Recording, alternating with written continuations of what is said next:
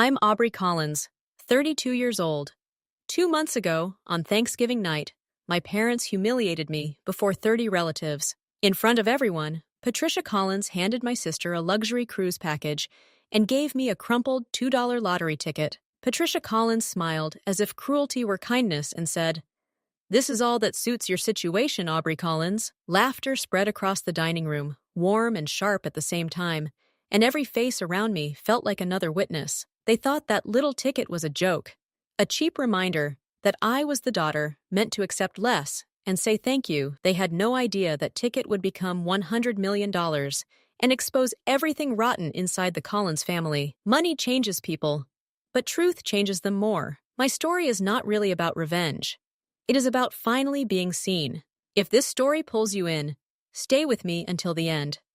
Tell me where you're watching from and what time it is there. I always loved imagining strangers becoming friends through stories, especially the kinds of stories families try hardest to bury. To understand how everything broke apart, I need to take you back to Thanksgiving night, the night the mask finally slipped. Thanksgiving at the Collins house was always a performance.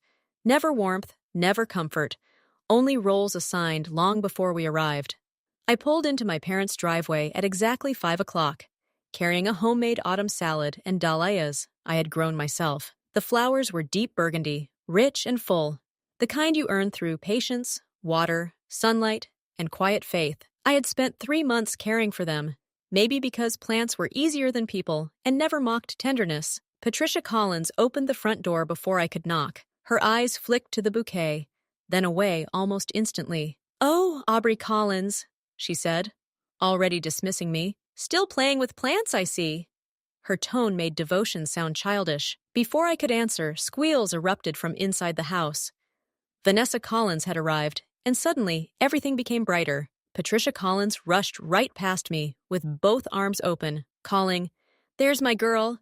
That dress is stunning. Is it new?"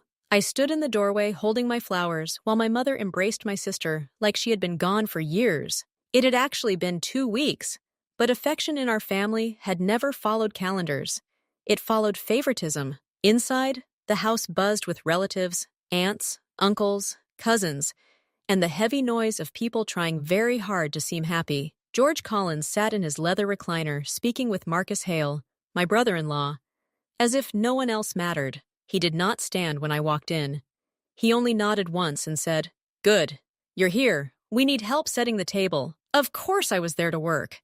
In our family, Vanessa Collins arrived to applause, and Aubrey Collins arrived to serve. The living room curved around Marcus Hale while he described his latest consulting deal with smug, polished confidence. Everyone leaned forward, fascinated.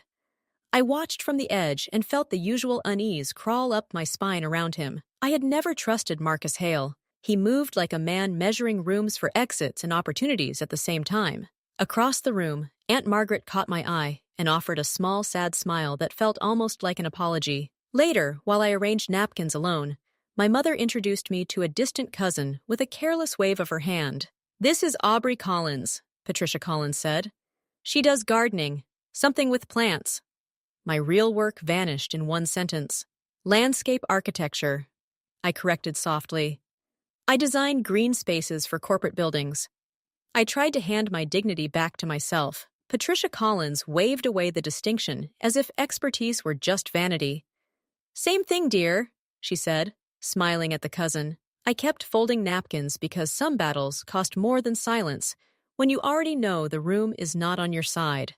I was refilling the water pitcher when I heard hushed voices through the slightly open kitchen door. The voices belonged to Patricia Collins, George Collins, and Vanessa Collins, all speaking in that secretive family whisper. "The cruise leaves December 15th, my mother said.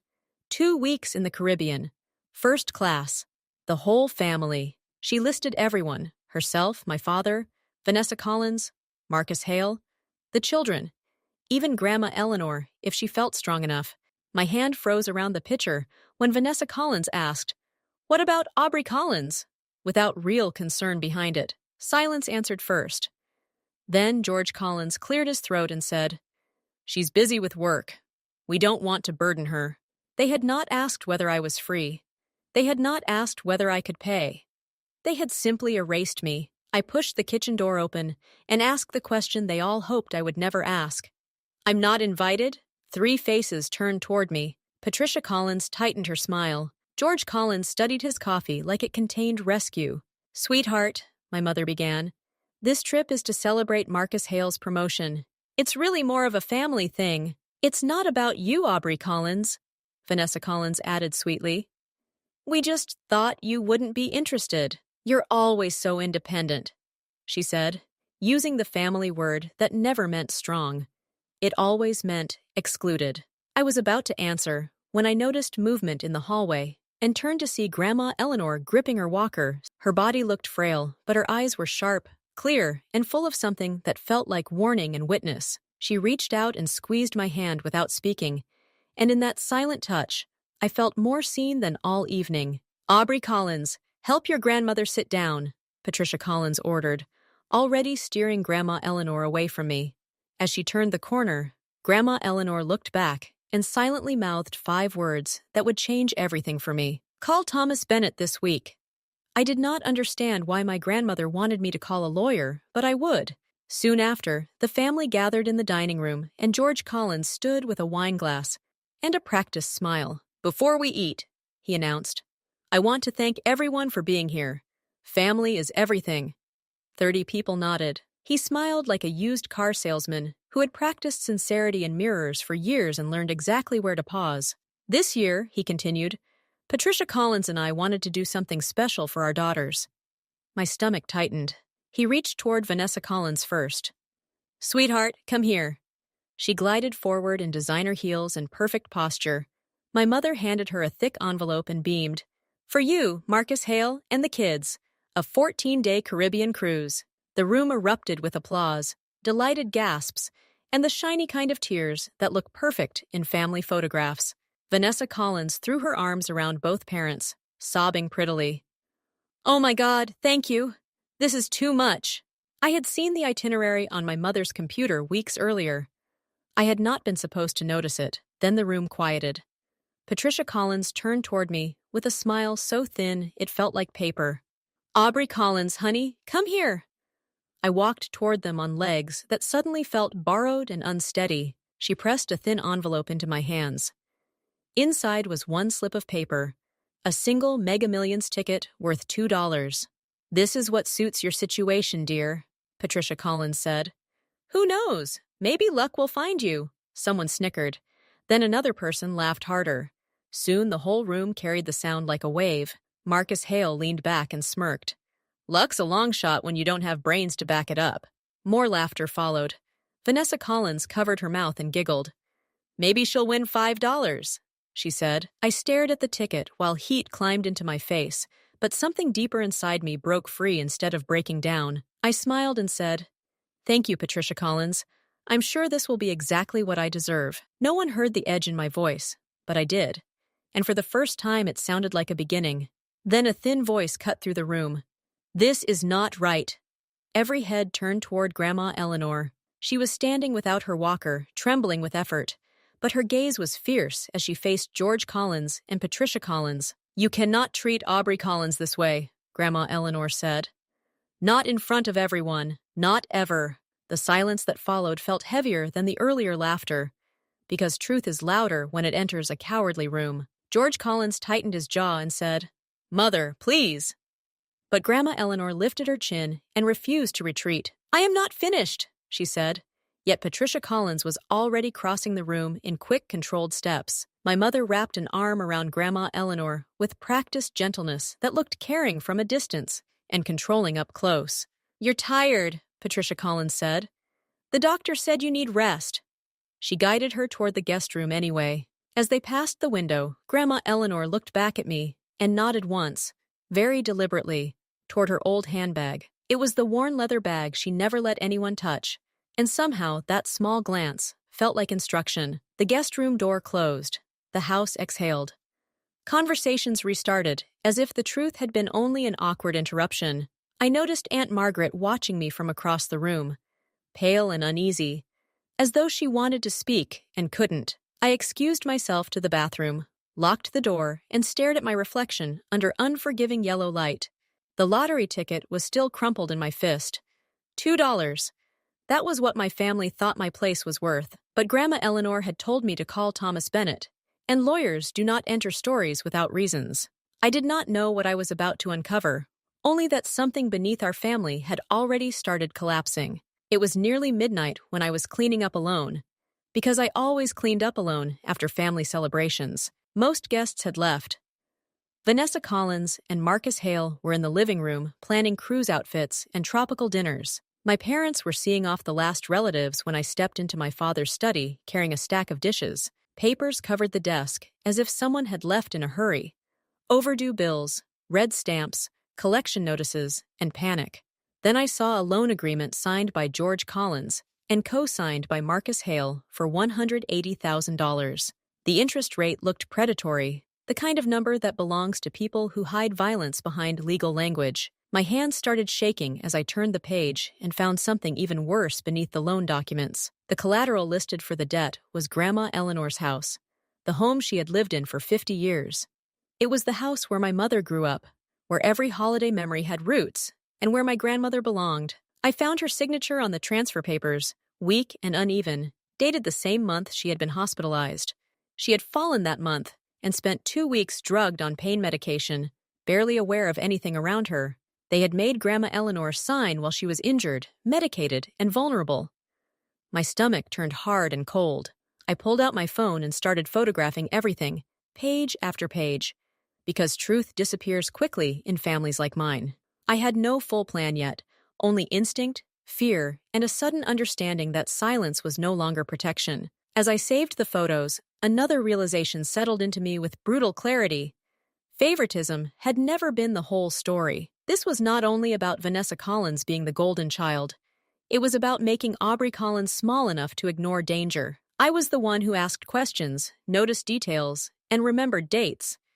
That made me inconvenient, not unloved by accident. They needed me quiet, useful, and embarrassed. That was why I got a $2 ticket instead of honesty. I slipped out the back door into the cold night with evidence on my phone and a storm inside my chest. For the first time in my life, I knew I was not going to swallow what I had seen. 1 week after Thanksgiving, I called Aunt Margaret because her face that night had looked full of unsaid truths. She answered on the second ring, and I did not waste time. "Is George Collins in serious debt?" I asked. Silence followed, long and heavy enough to confirm more than any immediate answer could have done. "You know something, don't you?" I pressed. My voice sounded calmer than I felt, which frightened me. Aunt Margaret finally whispered, "How did you find out?" And I knew then that the secret was older than me. I told her I had seen papers in the study, including the loan agreement and Grandma Eleanor's house used as collateral. Her breathing changed on the line. "Do not talk about this on the phone," Aunt Margaret said immediately. "Why not?" I asked. But deep down I already understood the answer had a man's name attached to it. "Because there are things you don't know yet about Marcus Hale," she said, lowering her voice even further. "Not here, not like this. Meet me Saturday, 2 o'clock, the coffee shop on Elm Street." I agreed, but before hanging up, I asked one more time what she meant, and she hesitated just enough to terrify me. "Don't trust anything Marcus Hale tells you," Aunt Margaret said. "He is not who he pretends to be." The call ended. I sat at my kitchen table, staring at the crumpled lottery ticket beside the salt shaker and keys. I had almost forgotten it, left there like an insult I no longer had the energy to revisit. But maybe I needed one small distraction from debt, fraud, and the shape my family had taken in my mind. I opened the Mega Millions app and entered the numbers slowly, expecting nothing except maybe a bitter laugh. The first number matched. My heartbeat stumbled. The second number matched, and suddenly the room felt too quiet. Then the third, fourth, fifth, and the final number all matched too, one after another, like impossible footsteps. I refreshed the app because certainty felt more frightening than hope. The same result flashed back at me. I went to the official website and checked again, unable to trust anything without a second source anymore. Same numbers, same result, $100 million. My chest tightened, but no sound came out. I did not scream. I did not cry. I sat perfectly still, as if movement might undo the truth. After a long time, I searched one simple question online. What should a lottery winner do first? Then I remembered Grandma Eleanor's words at Thanksgiving and knew exactly who I needed to call next. I told no one. Not my parents, not Vanessa Collins, not even Aunt Margaret. I carried the secret alone. For 3 days, I moved through my life like a ghost inside human skin, answering emails and smiling at clients. I still went to work, still reviewed plans for rooftop gardens and courtyard projects, still acted ordinary at every turn. Meanwhile, my phone lit up with messages from Patricia Collins and Vanessa Collins, and I felt almost nothing. The money would soon exceed anything they had ever imagined, but the number itself was not what consumed me. It was the feeling of options, the first true sense that my life might finally belong to me. I did not post online or buy anything flashy. I did not tell friends or daydream about sports cars. Instead, I called Thomas Bennett, because money without strategy is just another kind of vulnerability. "Miss Collins," he said warmly, "your grandmother mentioned you might contact me. You've won something, haven't you?" 100 million, I answered quietly. After a pause, he said we needed to speak in person immediately. Then Thomas Bennett added something that chilled me more than the jackpot itself. There were matters from before the lottery. He said my grandmother wanted him to discuss her estate and her house, and suddenly the money felt secondary again. I asked what he meant, but he insisted it would be better to show me everything face to face. "Can you come tomorrow?" he asked. I said yes before fear could invent excuses for me. "And do not mention this call to anyone in your family," Thomas Bennett warned. "Not yet." I hung up and stared at my dark phone screen, seeing my own reflection looking older and sharper than before. The lottery ticket had given me money, but something told me Thomas Bennett was about to give me the truth. His office smelled like old books, polished leather, and the kind of order that makes chaos feel temporary. He was older than I expected, with silver hair, wire-rimmed glasses, and kind eyes that did not waste words. He motioned me into a chair across from his mahogany desk and slid a folder gently toward me. 10 years ago, Thomas Bennett said, Grandma Eleanor established a trust fund in your name. I stared at him, not understanding the sentence at first, because some truths are too foreign to enter cleanly. "A trust fund?" I repeated. He nodded. $500,000. She wanted it protected from your family. My fingers shook as I opened the folder and found legal documents, statements, signatures, and a decade of quiet love. "Why didn't she tell me?" I asked. Thomas Bennett met my eyes and answered the question underneath the question. "Because she feared Patricia Collins would find a way to take it," he said carefully, and I believed him instantly. Then he opened a second file and brought us back to the house. "There is more," he said. I told him I had seen the deed papers in my father's study and believed they had taken the house unfairly. He confirmed the deed was signed the day after Grandma Eleanor was hospitalized and heavily medicated after her fall. "That could be fraud," I said. "Potentially," he replied, "but proving coercion is difficult without strong supporting evidence." Still, Thomas Bennett believed the timing, condition, and signature raised serious legal questions we could challenge.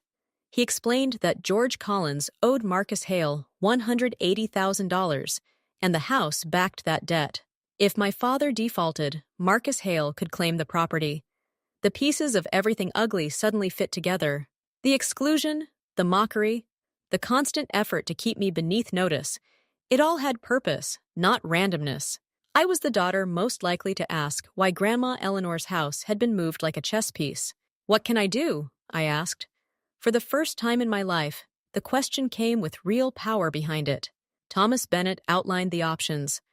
Challenge the deed, pay the debt, remove the lien, and legally protect my grandmother. I looked down at the trust fund, thought of the lottery, and realized I had more than enough to fight back. "Let's protect Grandma Eleanor," I said. It was the clearest sentence I had spoken in years. And because stories like this always stir strong feelings, let me pause to say, this was never just about getting even. I knew some people would call it revenge, but revenge was too small a word for what truth demanded here. If you have ever been treated unfairly by your own family, you already know how heavy silence can become. Stay with me, because what Aunt Margaret revealed next changed how I saw Vanessa Collins and Marcus Hale forever. The coffee shop on Elm Street was nearly empty when Aunt Margaret arrived. Clutching her purse like a shield, she looked older than she had at Thanksgiving, as if keeping secrets had finally started showing on her face. We slid into a booth near the back, and I thanked her for meeting me without pretending this was casual. I should have said something years ago, Aunt Margaret whispered, before even touching her coffee cup. I asked her directly about Marcus Hale, and she answered without trying to protect the lie anymore. He's not really a consultant, she said. He lends money to desperate people and buries them in interest. I told her I had suspected something false in him from the start, but suspicion never sounded strong without proof. There's more, Aunt Margaret said, pulling out her phone and opening a hidden wound in our family. She explained that at my parents' anniversary party, Marcus Hale had left his phone unlocked on the kitchen counter. She had not meant to snoop, she said, but when she picked it up by mistake, messages appeared on the screen. She turned the phone toward me, and there they were. Texts between Marcus Hale and Diana Brooks. The messages were romantic, explicit, and cruel in a way only secret affairs can be when they start planning exits. One message read, "Can't wait until this is over. Once the house deal closes, I'm out." Another said, "What about Vanessa Collins?" And his reply made my throat tighten with immediate rage. She served her purpose. Divorce papers are already drafted. Every word felt like another crack in the family portrait. I looked up at Aunt Margaret and said the obvious truth aloud. "He's cheating on Vanessa Collins." She nodded, eyes filling with tears. "For 8 months. Diana Brooks is his assistant. I was afraid to tell anyone." I asked whether my sister knew, and Aunt Margaret shook her head with the sadness of someone who had waited too long. "She's so wrapped up in being perfect," she said. "She doesn't see what is standing right in front of her." I sat back and let that settle. For the first time, Vanessa Collins did not look like my enemy. She looked like another person raised inside the same poisonous house, just rewarded instead of discarded. I squeezed Aunt Margaret's hand and thanked her for finally telling me, even though the timing hurt. She cried softly and apologized for waiting so long. "It's not too late," I told her. "Not yet." Soon after, I visited Grandma Eleanor at the nursing home, where the hallways smelled like antiseptic and fading flowers.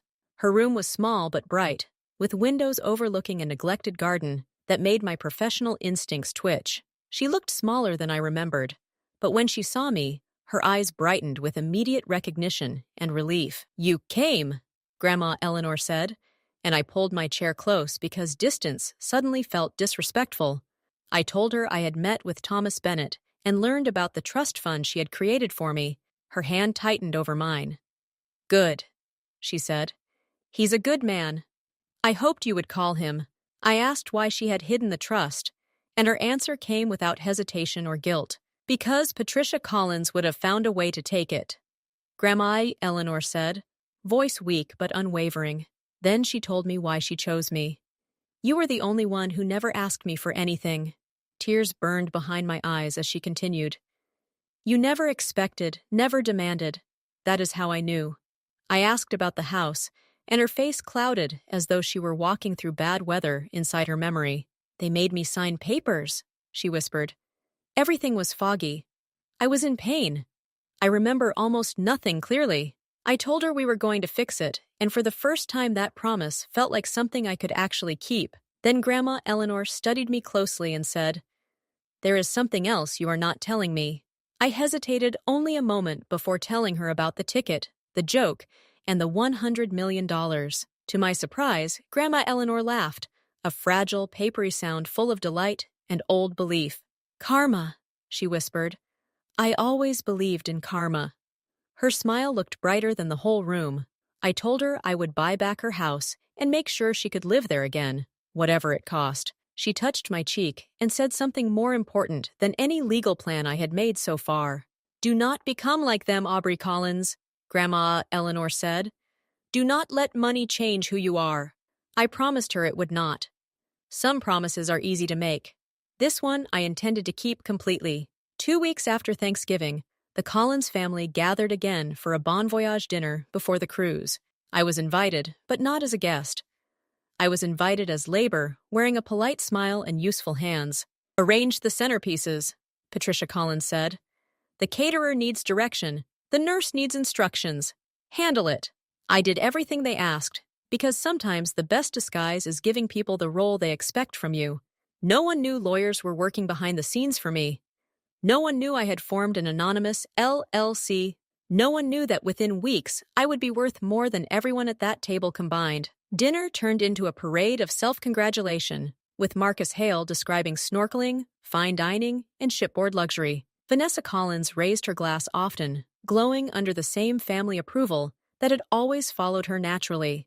"Too bad you couldn't come, Aubrey Collins," she said. "But someone needs to water Mom's orchids." I smiled and answered, "I don't mind. I hope you all have an amazing time." Because they still knew so little. George Collins clapped Marcus Hale on the shoulder and called him the best thing that ever happened to this family. Marcus Hale leaned toward me with that cold smile and asked whether I had bought any more lottery tickets. "Maybe you'll win $5 next time," he said, and the table laughed because cruelty was their easiest language. "You never know," I replied pleasantly. Luck has a way of surprising people. The words tasted almost sweet. Patricia Collins lifted her wine glass. "To family, to fortune, to the Collinses," she declared proudly. I raised my water glass instead, took one small sip, and counted the days silently inside my head. 12 days. In 12 days, they would be surrounded by ocean, and I would be ready to speak. On the morning they left for the cruise, I stayed home and let the house feel quiet around me. The night before, Patricia Collins had complained that I was not even coming to see them off at the port. I told her I had a client meeting, and she sniffed in disappointment as though I had chosen work over family, as if family had ever chosen me, as if work had not been the only place I learned earned respect. I spent departure day in Thomas Bennett's office, finalizing paperwork for my LLC and financial protections.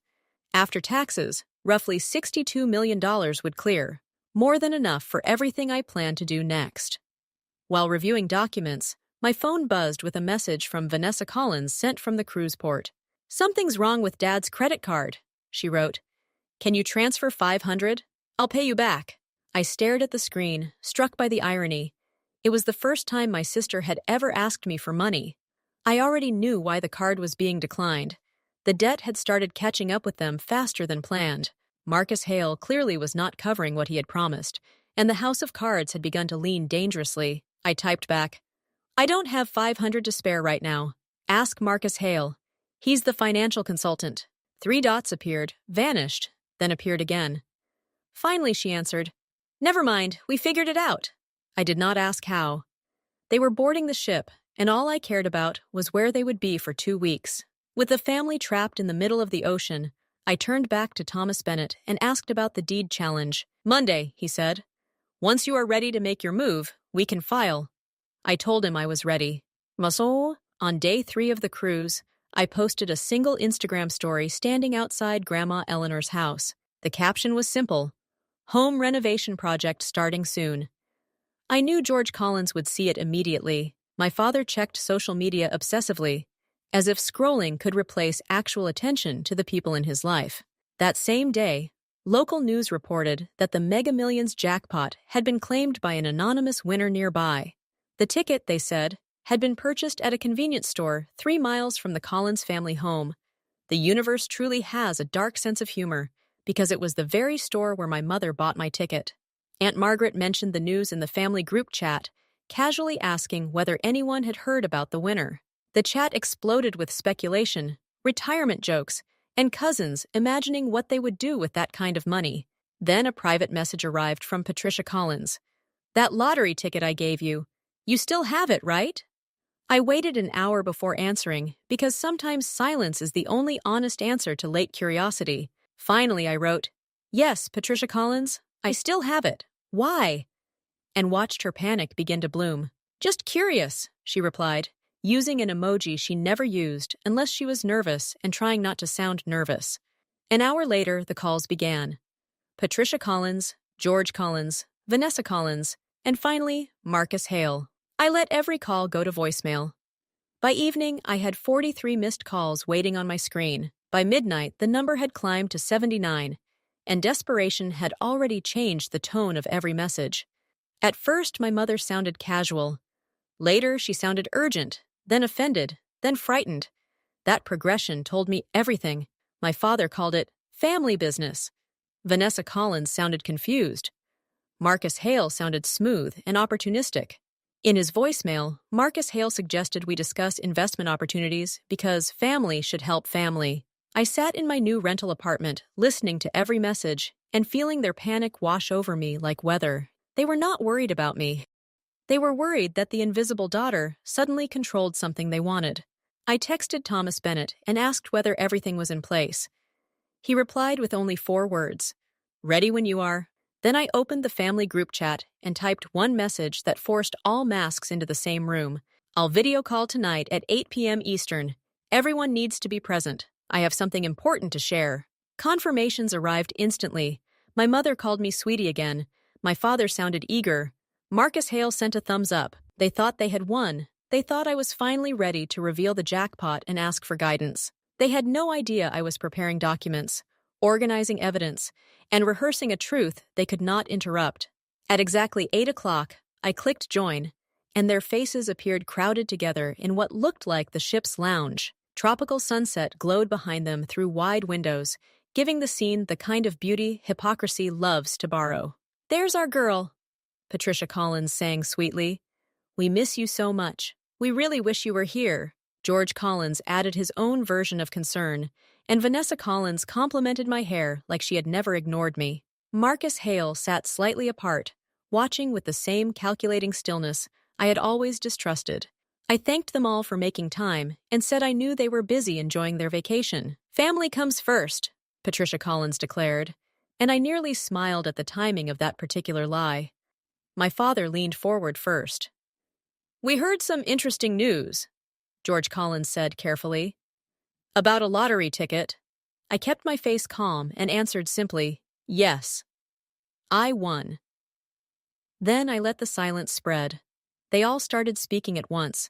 Shock, congratulations, questions, fake joy, sudden warmth they had never offered before. I waited until their excitement burned through itself and then gave them the number they were all reaching for. $100 million, I said, and even through the screen, I could see their world tilt. Patricia Collins clutched her chest. George Collins opened and closed his mouth. Vanessa Collins went pale with amazement. Marcus Hale recovered first, of course. "That's life-changing," he said. "You'll need help managing money like that." He started talking about investments, taxes, and asset protection, wrapping greed in professional language as neatly as ever. "I already have a lawyer," I interrupted. And for the first time, he looked genuinely unsettled. Before he could redirect the conversation, I told them there were things this family needed to know first. I shared my screen and opened the first document, and the air on that call changed immediately. "This," I said, "is a loan agreement between George Collins and Marcus Hale for $180,000. My father turned white. Marcus Hale stiffened. My mother started to say my name, but I kept going. I clicked to the next document and showed them the deed papers tied to Grandma Eleanor's house. I explained that the signature was dated during her hospitalization, when she was heavily medicated and barely coherent. "My lawyer has medical records," I said. "This transfer can be challenged. It may be fraud." Then I clicked again and filled the screen with screenshots of messages between Marcus Hale and Diana Brooks. Their affair was impossible to deny in those messages, especially the line about Vanessa Collins having served her purpose. I read the sentence aloud. Vanessa Collins stared at the screen like someone watching the floor vanish beneath her. Marcus Hale jumped up, called the evidence fake, and tried to leave the frame before the truth finished landing. I looked directly at my sister and said, "Ask him. Look at his face and ask him, Vanessa Collins." She turned toward him, voice barely audible, and said his full name as if it might still save her. He did not answer. He grabbed his phone and walked out of the shot, which was answer enough for everyone. My mother began crying. My father sat frozen. The ship behind them kept sailing like nothing had happened. Then I told them what would happen next, and my voice had never sounded more like my own. "I am using my money to pay off the loan and clear the lien on Grandma Eleanor's house," I said. "The deed will be transferred back and legally protected. None of you will have any claim to it." George Collins tried to plead with me. "We're family," he said, as if the word could erase documents and decades. "Family doesn't steal from 90-year-old women," I answered, keeping my tone level because truth did not need shouting. "And if you are cheering right now, I understand. Some moments are satisfying because they sound like long-delayed oxygen." But the story still was not over. because consequences were only beginning to move through every life on that call. I ended the video before anyone could recover their script. The last image I saw was pure chaos. Vanessa Collins was crying, Patricia Collins was shouting, George Collins looked hollow, and Marcus Hale was gone. My apartment went quiet after the call, and the silence felt stranger than triumph ever could. I had imagined feeling victorious, vindicated, powerful. Instead, I felt exhausted, emptied, and oddly light at the same time. My phone exploded with calls and texts immediately, but I switched it to silent and set it face down. Then someone knocked on my door. No one besides Thomas Bennett knew my new address, and my pulse jumped hard. Through the peephole, I saw Aunt Margaret standing there looking almost as tired as I felt. She said Thomas Bennett had given her the address, and I let her in because I needed one honest witness. She hugged me before speaking and said, "You did what none of us had the courage to do." I told her I had just destroyed my family on a video call, and the words tasted heavy. "No," Aunt Margaret said, holding my shoulders. "They destroyed themselves years ago. You only turned on the lights." While we stood there, a text arrived from Vanessa Collins saying she had not known about the affair. She apologized for everything, said she needed time to think, and sounded more shattered than defensive. I read the message more than once, unsure whether grief made people honest or only temporarily softer. Aunt Margaret told me I did not have to decide anything that night, and she was right. For the first time in 32 years, I had time, freedom, and choices that were not controlled by family approval. 2 weeks later, Thomas Bennett called with the news I had been waiting for since Thanksgiving. With medical records and Aunt Margaret's testimony, the challenge to the deed moved faster than expected. The bank agreed to void the original transfer tied to Grandma Eleanor's signature and her medicated condition. Technically, the house still sat under the bank because George Collins had defaulted after Marcus Hale stopped co-signing. But that no longer frightened me because I had already chosen exactly what to do with my money. "Pay it off," I said. "Principal, interest, legal fees, whatever it takes to return the house cleanly." The total would be around $215,000, a small figure compared to what I had won. Yet what it represented felt priceless. Protection, justice, and a line finally drawn around my grandmother's dignity. Thomas Bennett added another clause to the paperwork, one I appreciated more than I expected. Once restored, the property would be protected from claims by any Collins family member during Grandma Eleanor's lifetime and after. After my grandmother passed, the house would transfer to me based on her original wishes and trust directives. I thought back to the $2 ticket and my mother's mocking smile, and the irony nearly made me laugh. "Add one more clause," I told Thomas Bennett. "She gets full-time care there if she ever needs it." He said it was already included, and for the first time in weeks, I smiled without forcing it. I hung up and called the nursing home directly. "I'm coming to pick up Grandma Eleanor," I said. "It's time to take her home." Those words felt like opening a locked window in a suffocating house. Meanwhile, Marcus Hale tried exactly what men like him always try first: control the narrative before facts settle. He told anyone who would listen that I was unstable, jealous, and trying to tear the family apart for attention. That strategy might have worked in another decade, maybe even another year, but he had chosen the wrong era. Because Diana Brooks was furious about being abandoned in the middle of scandal, and anger makes excellent timing. 3 days after the call, she posted everywhere: Instagram, Facebook, X, every platform she had access to. Photos of hotel rooms, receipts, intimate messages, restaurant bookings, and a furious video statement flooded the internet. In the video, Diana Brooks said Marcus Hale had promised to leave Vanessa Collins and start over with her. She cried, cursed, and detailed enough facts that his polished lies could no longer hold their shape. Vanessa Collins filed for divorce before the cruise ship even made it back to shore, and I did not blame her. Soon after, 2 of Marcus Hale's business associates went to the state attorney general with complaints. They accused him of predatory lending and illegal interest rates that crossed legal lines in multiple states. I did nothing to push those dominoes. I did not need to. The structure had always been unstable. By the following month, George Collins declared bankruptcy after debts finally outran every attempt to hide them. The repair shop he had owned for decades was liquidated, another casualty of choices made long before I found the papers. I expected to feel satisfaction when I heard, But mostly, I felt a strange, peaceful emptiness. Karma, Grandma Eleanor said later from her own living room. I told you I believed in karma. 3 weeks after the video call, Patricia Collins finally phoned me directly, and something in me chose to answer. She did not begin with hello or concern. She began with accusation, which felt sadly familiar. You've ruined us, Patricia Collins said, voice raw from crying and anger and public embarrassment. I told her I had not ruined anything. I had told the truth. Those were not the same act. She complained that everyone knew now. The neighbors, the church, the book club she had attended for 18 years. She said they would not return her calls, as though lost social status were the deepest wound in the story. Then she reminded me about the money. You had $100 million. You could have helped us. I answered quietly. I could have covered up fraud. I could have protected a predator.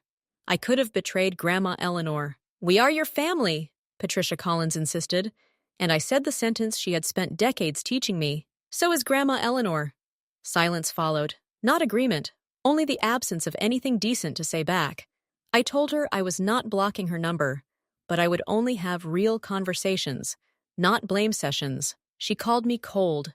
I told her I had learned from the best, and she hung up immediately. It was the last time we spoke for 6 months. George Collins never called me at all. Through Aunt Margaret, I learned my parents had moved into a small apartment across town after the bankruptcy. My father now worked as a mechanic in someone else's shop. My mother had taken a job at a grocery store. I did not gloat. I did not rescue them either. My goal had never been punishment. It was freedom. 3 months after the cruise, a handwritten letter arrived in pale blue stationery with familiar looping cursive on the front. It was from Vanessa Collins, and I had not seen her handwriting since childhood notes tucked into school books. She wrote that she was sorry, not for money, not to get back on my good side, but because she should have spoken years ago. She admitted she knew Marcus Hale had problems. Even if she had not known about Diana Brooks specifically, she admitted she knew our parents treated me unfairly and had called my strength independence to excuse her silence. In the letter, Vanessa Collins called that logic what it truly was: cowardice dressed up as misunderstanding. She wrote that I had been her little sister and she should have defended me, even when I seemed fine. She said the divorce was final, that she was starting over, and that I did not owe her forgiveness. I see you now, she wrote. I see what I missed for 30 years. I am so sorry. I read the letter 3 times, folded it carefully, and put it into my desk drawer without replying. Not because it meant nothing, but because some apologies need time to become something more than words on paper. The following month, Vanessa Collins and I met for coffee. It was awkward, stiff, and deeply honest in flashes. We did not suddenly become sisters again, because some bridges take more than tears to rebuild safely.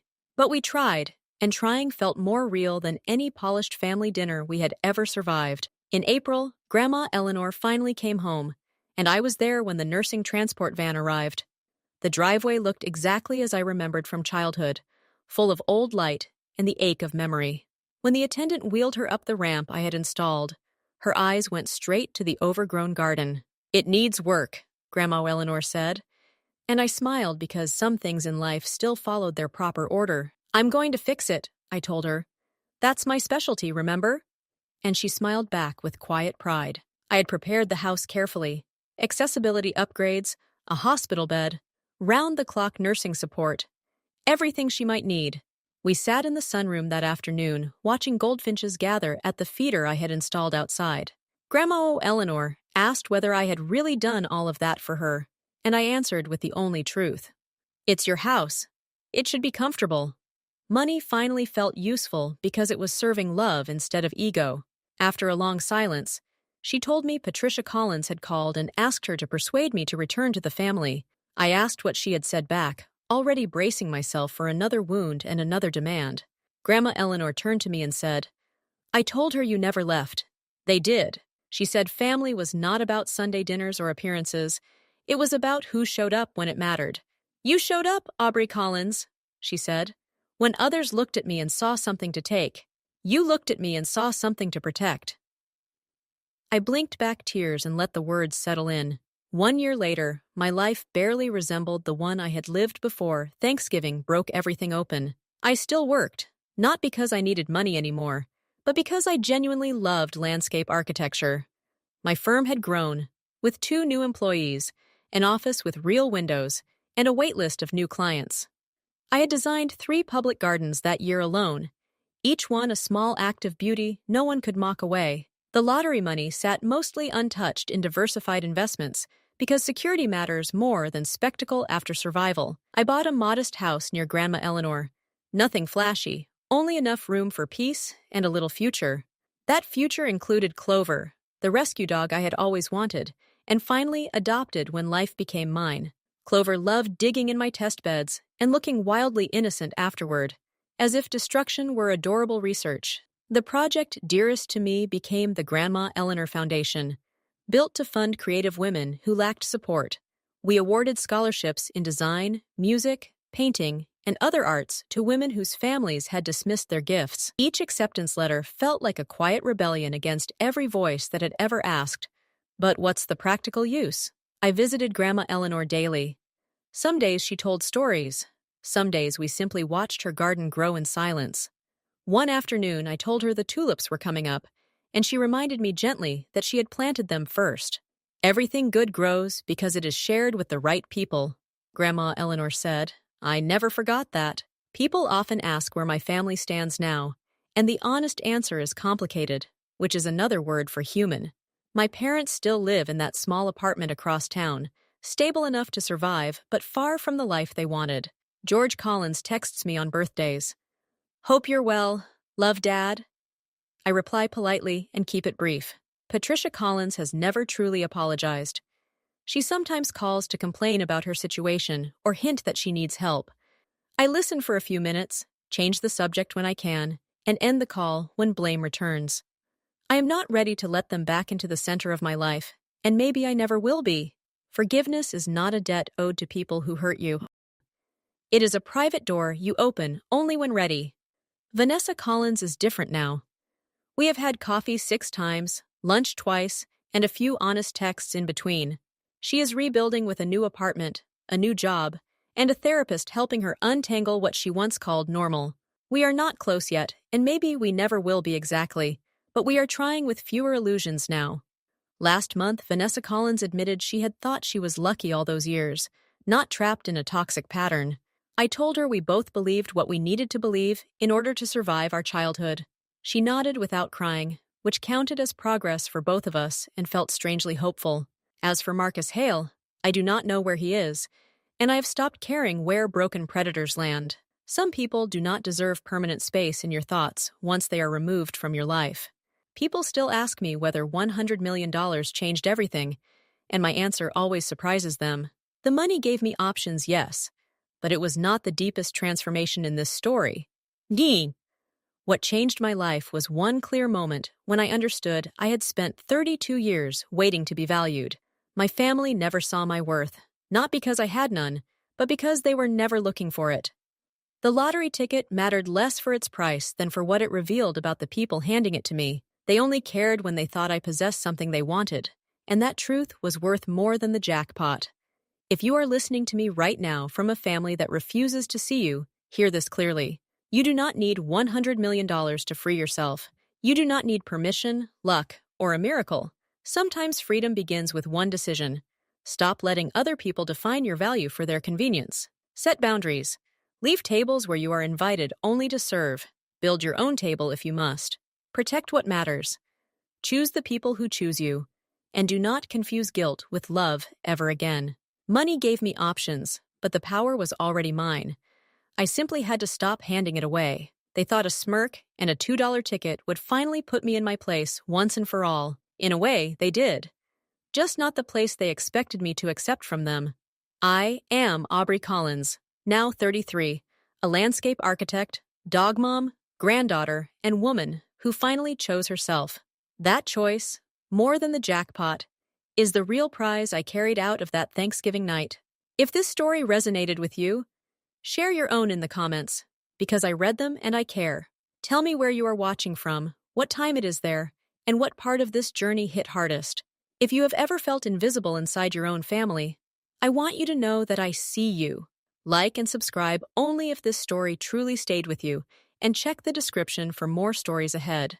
Until next time, remember this: your worth does not shrink because someone else refuses to recognize it. Protect your peace, trust what you notice, and do not let anyone hand you less than your humanity deserves.